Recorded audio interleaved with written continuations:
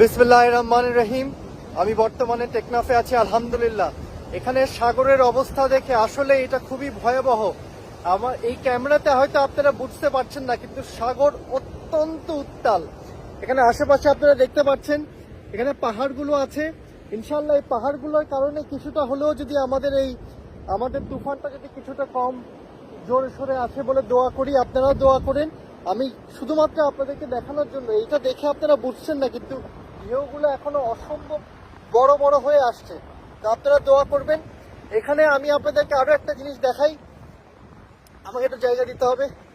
আমি এখানে কয়েকটা নৌকা আছে, আপনারা দেখতে পাচ্ছেন। এগুলো মাছ ধরার জন্য, যদিও এটা সাম্পান না, কিন্তু অনেকে এটাকে বলে সাম্পানের মতন। ওখানে কিছু ঘর বাড়ি আছে, এটা ঠিক পিছনে। এই ঘর বাড়ি যদিও ওনারা বুঝতে পারছেন না, কিন্তু পানি কিন্তু এর থেকে অনেক দূর চলে যাবে। এইসব জায়গা পুরো পানি।